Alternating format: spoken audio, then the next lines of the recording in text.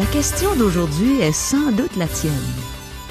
Existe-t-il des preuves concrètes que la Bible est la parole de Dieu? La réponse nous arrive dans quelques instants. Demeurez à l'écoute puisque c'est Dieu qui va nous parler à l'émission À travers la Bible.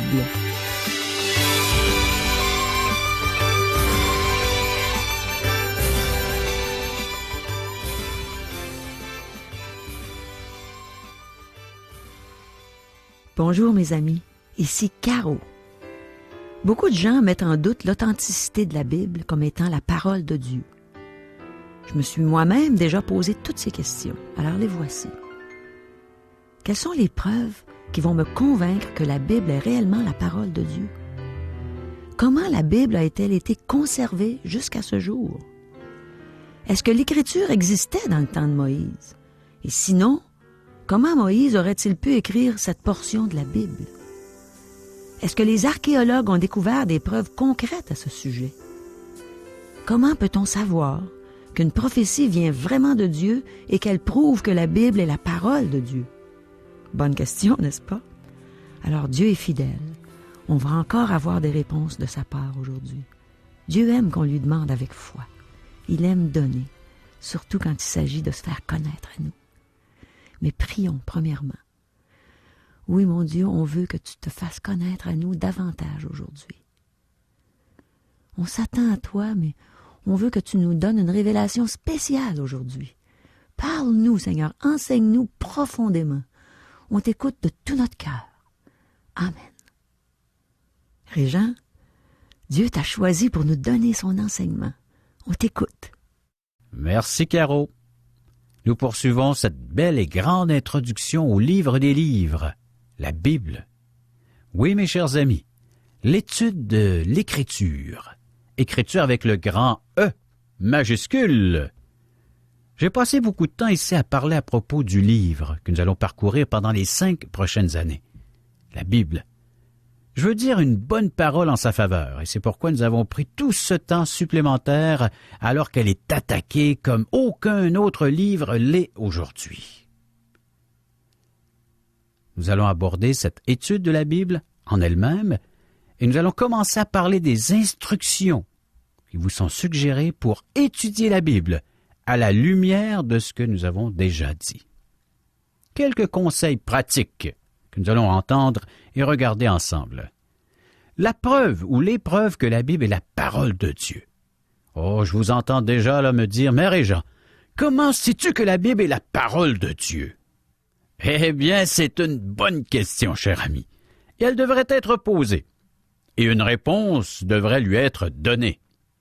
Et il y a plusieurs manières de le prouver que la Bible est vraiment, réellement la parole de Dieu.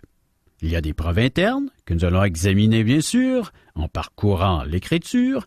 J'ai déjà attiré votre attention sur certaines de ces preuves dans les émissions précédentes.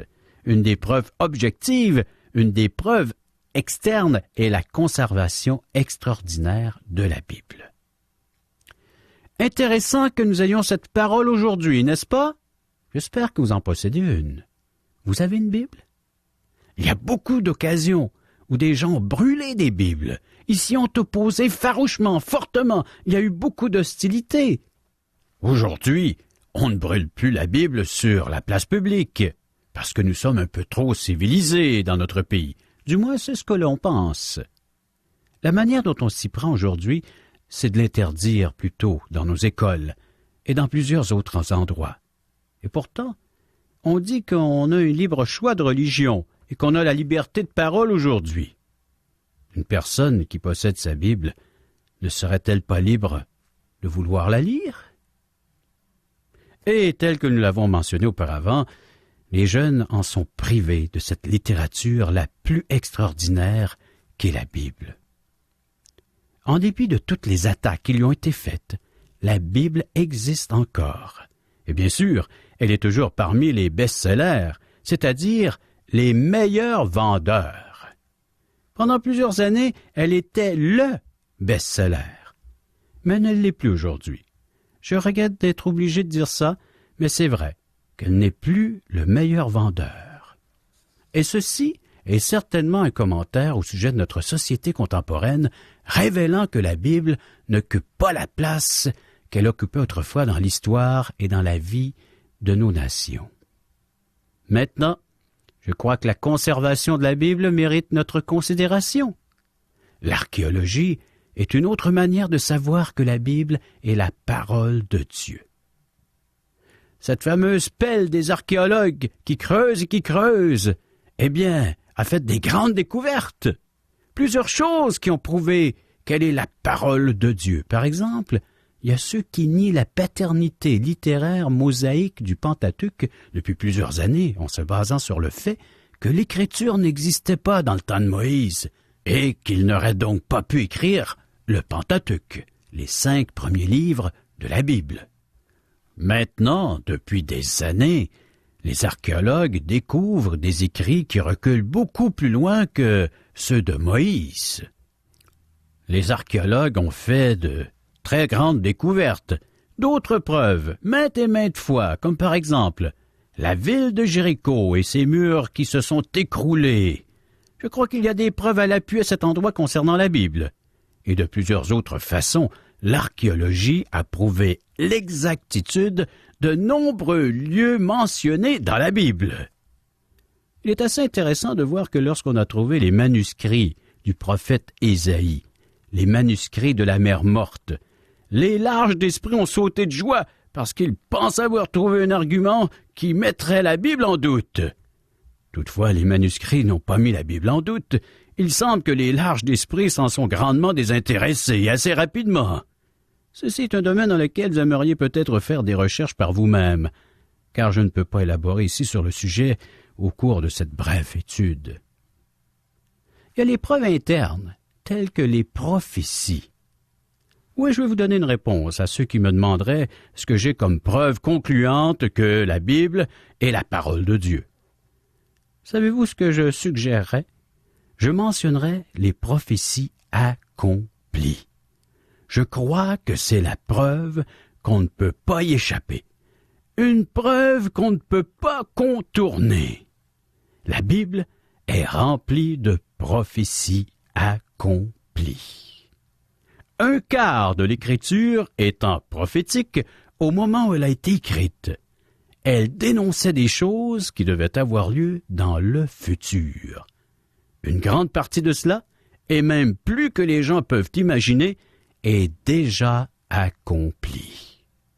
Nous pourrions voir plusieurs endroits où les prophéties ont été accomplies avec exactitude. On peut trouver plusieurs situations locales où les prophéties ont été accomplies, même pendant la période du prophète. Michée en est un exemple. Un prophète qui a dit à Akab qu'il serait vaincu dans une bataille et qu'il serait même tué. Oh, Akab n'aimait pas ça, parce que ces faux prophètes lui avaient dit qu'il aurait la victoire et qu'il reviendrait en tant que roi victorieux. Il n'aimait pas ce que Michée avait dit et a ordonné qu'on l'enferme et qu'on lui donne seulement du pain à manger et de l'eau à boire. Il avait l'intention de s'occuper de lui à son retour de la bataille. Michée a eu le dernier mot. En tant que prophète de Dieu, il a dit « Si tu reviens, le Seigneur n'a pas parlé par moi. » Eh bien, il est évident que le Seigneur a en effet parlé par lui, puisqu'Akab n'est jamais revenu. Il a été tué dans la bataille. Il a subi une grande défaite et a essayé de se cacher. Mais nous pouvons voir, dans le premier livre des Rois, au chapitre 22, le verset 34, qu'un homme tira de son arc une flèche au hasard et frappa le roi d'Israël au défaut de sa cuirasse. Il lui restait seulement une flèche, mais cette flèche portait le nom d'Akab. Elle a fait le tour des arbres et des roches, parcourant un chemin pour atteindre son but, son objectif, Akab. Pourquoi? Parce que Michée avait fait une prophétie avec exactitude. Et de la même manière, Ésaïe a dit que l'Assyrien ne lancerait pas une flèche dans la ville de Jérusalem. Eh bien, ça, c'est intéressant. Un soldat aurait pu lancer une flèche au hasard. Ne pensez-vous pas que parmi 300 000 soldats, un soldat aurait pu, par zèle excessif, lancer une flèche par-dessus le mur de Jérusalem? Mais ce n'est pas arrivé. Isaïe avait dit que si l'ennemi lançait une flèche dans cette ville, on pouvait être certain qu'il n'était pas un prophète de Dieu. Permettez-moi de vous dire que ces accomplissements des prophéties étaient locaux, c'est-à-dire qu'ils avaient lieu dans la période des prophètes. Mais Ésaïe a aussi dit qu'une vierge enfanterait un fils, et cela était 700 ans avant que la prophétie s'accomplisse. Ensuite, si vous voulez une preuve finale, il y a eu plus de 300 prophéties concernant la première venue de Jésus-Christ. Elles ont toutes été accomplies littéralement. Il a été crucifié sur la croix, et alors qu'il était mourant, il y a eu une prophétie qui n'avait pas encore été accomplie. C'était ces paroles que lui-même Jésus a prononcées. Ils m'ont donné du vinaigre à boire, alors qu'il déclare qu'il avait soif, et l'ennemi lui-même accomplit cette prophétie en lui donnant à boire du vinaigre. Permettez-moi de vous dire que ceci est étonnant. L'homme ne peut pas simplement deviner comme ça. Par exemple, c'est assez amusant de regarder le météorologue lors du bulletin de nouvelles. On peut deviner aussi bien que lui. Il ne prévoit pas toujours ce qui arrive réellement, et cela malgré tout le fait qu'il possède les appareils sophistiqués et modernes aujourd'hui. Maintenant, dans la nation d'Israël, si on revient à notre parole et la Bible, un prophète devait être précis. S'il ne l'était pas, on le mettait à mort. Il y en a beaucoup aujourd'hui qui subiraient ce sort. Hein? Dieu a dit qu'on reconnaît un prophète quand la chose qu'il a annoncée se produit. Le prophète doit premièrement parler de situations locales, et c'est ce qu'Ésaïe a fait. Ensuite, il peut parler de situations futures. Nous pouvons regarder ce qui a été prophétisé et voir si cette chose s'est accomplie. Il y en a tellement de prophéties dans la Bible. Tiens une autre. Tyr et Sidon. Ils sont là aujourd'hui, exactement comme la parole de Dieu a dit qu'elle serait il y a 2500 ans. L'Égypte est aujourd'hui exactement dans la position que Dieu a dit qu'elle serait. Tout cela est extraordinaire, mes amis. Et les prophéties accomplies sont les plus grandes preuves que la Bible est en effet la parole de Dieu. Voyez-vous, les hommes ne peuvent simplement pas être aussi précis que ça. Les hommes sont incapables de deviner comme ça, avec exactitude. Même le météorologue fait erreur. Permettez-moi de vous démontrer, selon la loi mathématique de conjecture problématique, que l'homme ne pourrait jamais prophétiser. Supposons que je ferai une prophétie en ce moment. Simplement pour donner une illustration, là. Je dirais que peu importe où vous êtes en ce moment, il va pleuvoir demain. Je viens de prophétiser. Je viens d'annoncer le futur. J'aurai la chance d'avoir raison à 50%, qu'il pleuve ou qu'il ne pleuve pas demain. Supposons que j'ajouterai cela, qu'il commencera à pleuvoir à 9 heures demain matin. Ce serait un autre élément incertain. J'avais donc 50% de chance d'avoir raison dans ma première prédiction, et maintenant j'ai probablement 25% de chance. Chaque élément incertain qui est ajouté réduit les chances d'avoir raison à 50%. Voilà la loi mathématique de conjecture problématique. Maintenant, supposons que je dirai non seulement qu'il va pleuvoir à 9 heures demain matin, mais que j'ajouterai qu'il va cesser de pleuvoir à 2 heures de l'après-midi. Ceci vient de réduire mes chances d'un autre 50%, ce qui amène tout ça à environ 12,5%. Pouvez-vous imaginer mes chances d'avoir raison maintenant? Mais supposons que j'ajoutais 300 éléments incertains. Je n'aurais donc aucune chance d'être précis. Je ne le pourrais simplement pas. Ce serait l'impossibilité.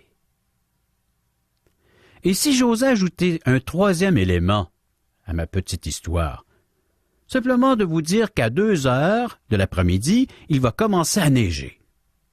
Eh bien, laissez-moi vous dire, mes amis, qu'à ce moment-là, il y a quelqu'un qui viendrait m'enlever. Ce serait peut-être un homme avec un petit veston blanc.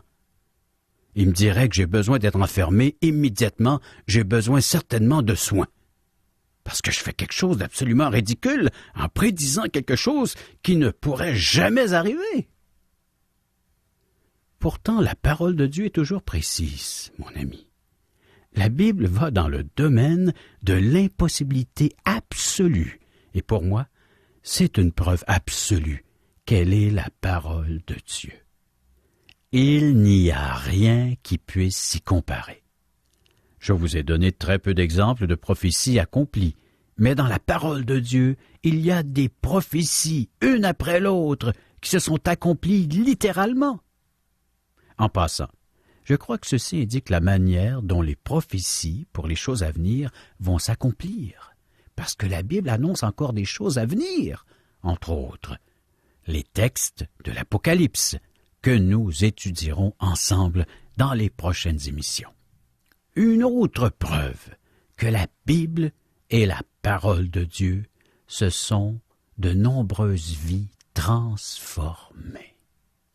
Que de vies transformées! Des gens qui étaient là, esclaves de leurs désirs charnels, esclaves de la drogue, esclaves de la boisson, pour en être libérés en un instant.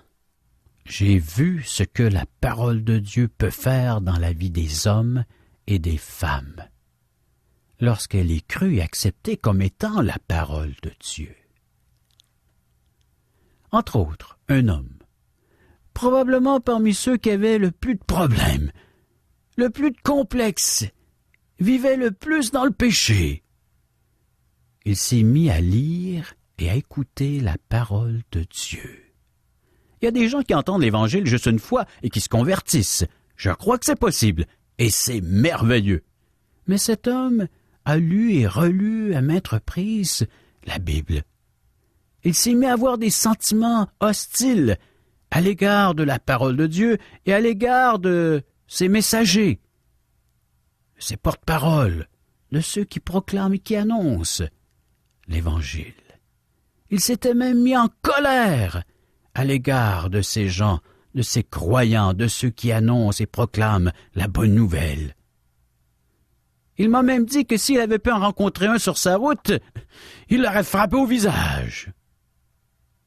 Et c'est ce qu'il aurait pu faire. L'homme a le potentiel de le faire. Eh bien, pendant cette période de crise, il a découvert l'être qu'il était. Il a découvert l'état de son cœur. Et finalement, cet homme s'est tourné vers le Christ pour implorer la délivrance et accepter le pardon, la réconciliation avec son Créateur. C'est merveilleux de voir ce que Dieu fait dans une vie. Et on peut voir beaucoup d'autres témoignages de la sorte. Jeunes et vieux ont trouvé un but et le contentement de leur vie, dans leur mariage, dans leur famille, des réconciliations, des individus qui ont été libérés de l'alcoolisme et de la drogue. La vie des gens est transformée lorsqu'ils viennent à la connaissance et surtout à une rencontre personnelle avec Christ. Tu as un choix. Soit que tu demeures dans tes péchés et que tu t'éloignes de ce livre, la Bible, ou que ce livre t'éloigne de ton péché. La Bible seule peut transformer un pécheur et en faire un saint. Quelle puissance! Seul Dieu a ce pouvoir, et il te permet, aujourd'hui même, d'en bénéficier. Une dernière preuve que la Bible est la parole de Dieu est la présence de son Esprit, l'Esprit Saint. C'est ce qui a poussé celui qui vous parle présentement, Régent Joly, non seulement à croire que la Bible est la parole de Dieu, mais à savoir que la Bible est réellement la parole de Dieu. Le savoir parce que l'Esprit de Dieu la rend réelle dans mon propre cœur et dans ma propre vie. Savoir, voilà pourquoi moi aussi je peux vous dire avec certitude, je sais que la Bible est la parole de Dieu, parce que l'œuvre du Saint-Esprit s'accomplit dans ma vie. Rappelez-vous ce que l'apôtre Paul a dit dans l'Épître aux Colossiens à propos de ce sujet. Je cite, chapitre 1er, verset 9. « Nous demandons que vous soyez remplis de la connaissance de la volonté de Dieu en toute sagesse et intelligence spirituelle. » Il a prié pour cela, et c'est un sujet de prière que je conseille à chacun d'entre vous. Je remercie Dieu pour la grande armée de gens qui continuent à prier pour nous, pour que Dieu nous donne la force physique et tout ce qui est nécessaire pour la proclamation et la diffusion de ces émissions qui ont comme titre « À travers la Bible ». Mais priez aussi, mes amis, pour que je sois rempli de la connaissance de sa volonté en toute sagesse et intelligence spirituelle, parce que j'ai découvert que l'Esprit de Dieu peut confirmer ces choses à mon cœur, à votre cœur, que vous n'avez pas seulement besoin de l'archéologie, mais ce que nous avons besoin ici, à ce moment même, c'est l'Esprit Saint. Lui seul peut nous convaincre que la Bible est la parole de Dieu. N'est-ce pas merveilleux qu'on ait découvert ceci, que la Bible est la parole de Dieu? Mes amis, je prie pour vous qui écoutez cette émission, alors que nous débutons ce programme de 5 ans, afin que l'Esprit de Dieu rende la parole de Dieu non seulement réelle pour vous, en l'incorporant dans votre vie, mais qu'il vous donne aussi l'assurance de dire « Je sais que c'est la parole de Dieu ». Et si la Bible dit que 2 et 2 font 5, je saurais qu'il y a quelque temps dans le passé ou qu'à un certain moment dans le futur, 2 et 2 feront 5. Mais chose intéressante, la Bible ne dit pas cela. Il n'y a que l'homme qui fasse des erreurs de calcul. La Bible n'en fait pas. Et je termine en citant cette parole des Écritures que nous retrouvons dans la 2e lettre de Paul à Timothée, chapitre 3 et verset 16. Toute Écriture est inspirée de Dieu et utile pour enseigner, pour convaincre, pour corriger, pour instruire dans la justice, afin que l'homme de Dieu soit accompli et propre à toute bonne œuvre. Toute Écriture est inspirée de Dieu pour enseigner. J'ai besoin, et nous avons tous besoin de recevoir des renseignements concernant Dieu et son don qu'est la vie. Pour convaincre, j'ai besoin d'être convaincu. Pour corriger, je ne suis pas un être parfait, j'ai besoin de correction. Pour instruire, pour apprendre à me conduire devant ce Dieu, dans la justice, afin que l'homme de Dieu soit accompli, devenant l'être que Dieu veut que nous soyons, cette image représentant notre Créateur, en accomplissant les œuvres qui lui seront agréables. Merci, Régent. Quelle puissance a été déployée de la part de Dieu pour que sa parole soit conservée jusqu'à aujourd'hui, malgré ceux qui l'ont brûlée, ceux qui l'ont coupée en petits morceaux, ceux qui l'interdisent aujourd'hui. Wow! J'aime ça dire « wow » de temps en temps, parce que je connais pas de mots qui soient assez grands pour décrire mon émerveillement devant la puissance de Dieu, devant son amour pour sa créature. Oui, la Bible existe encore aujourd'hui. Elle est encore là pour moi, elle est encore là pour toi. Et pour tous ceux qui ont un petit peu de difficulté à le croire, il y a l'archéologie qui prouve son authenticité. C'est intéressant de voir les preuves que l'Écriture existait dans le temps de Moïse, puis même avant lui. Imaginez trouver ces anciens manuscrits. Et les archéologues devaient-tu être épatés, excités? J'espère qu'ils ont cru en voyant ces manuscrits.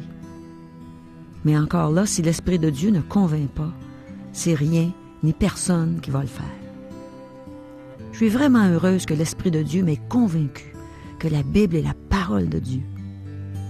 Maintenant, il y a aussi les prophéties accomplies qui prouvent que la Bible est la parole de Dieu. Celles que je préfère, moi, sont celles qui annoncent des centaines d'années auparavant que Jésus viendrait donner sa vie pour me sauver. Puis ils sont toutes accomplies aujourd'hui. Ensuite, il y a les vies transformées par la parole de Dieu. Je peux parler pour moi, en tout cas. J'étais vraiment une grande pécheresse. Puis je vous le dis en rougissant. Parce que, en tout cas, j'aimerais vous lire un passage, des Écritures, qui décrit ce que j'étais, puis ce que je suis devenue en étant transformée par la parole de Dieu. L'apôtre Paul dit dans son épître aux Romains, au chapitre 6, versets 21 à 23, et je cite, « Quels fruits portiez-vous alors? Des fruits dont vous rougissez aujourd'hui, car la fin de ces choses, c'est la mort. Mais maintenant, étant affranchis du péché, c'est-à-dire libérés du péché, et devenus esclaves de Dieu, vous avez pour fruit la sainteté et pour fin la vie éternelle.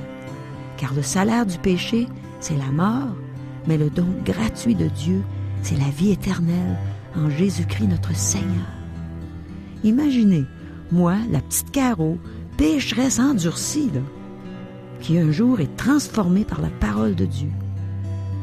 Je méritais la mort, je méritais l'enfer éternel, et maintenant j'ai pour fruit la sainteté, puis pour fin la vie éternelle. Je méritais le châtiment éternel, et la parole de Dieu m'a donné la vie éternelle. Merci Seigneur. C'est l'Esprit de Dieu qui m'a convaincu que la Bible est la parole de Dieu. Qu'on soit tous convaincus que la Bible est la parole de Dieu. Parce que la parole de Dieu, c'est Jésus. C'est Jésus qui aime sa créature, qui veut se faire connaître à elle. Merci Jésus de tant chercher à te faire connaître à nous. Tu es un sauveur merveilleux. Merci Seigneur, parce que tu es entré dans mon cœur, parce que tu m'as sauvé, parce que maintenant tu me fais comprendre ta parole. Tu me fais comprendre la richesse de ton amour manifesté dans tes Écritures, et tu donnes des preuves à ceux qui sont moins crédules. Merci Seigneur. Fais-toi connaître. Ouvre les cœurs. Fais-toi connaître à ta créature. Fais-lui savoir que Jésus est le chemin, la vérité et la vie.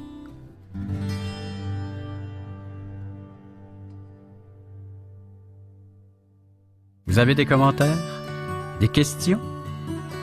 Vous aimeriez savoir ce que la Bible a à dire sur tel ou tel sujet?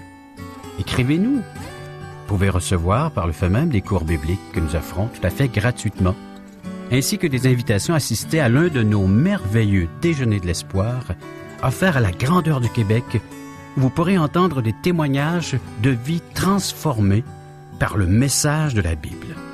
Pour en connaître les dates et les endroits où auront lieu ces déjeuners, pour nous rejoindre, un des membres de l'équipe d'Aujourd'hui l'Espoir est disponible à recevoir vos commentaires. Vous composez le numéro de téléphone suivant, 1-877-l'Espoir, 1-877-l'Espoir, ou via notre site Internet www.espoir.ca, ou bien vous nous écrivez à Aujourd'hui l'Espoir, 6640 3e Avenue Ouest, Charlebourg, Québec, le code G1H 6H4. Et ici, Régent Joly qui vous dit à demain.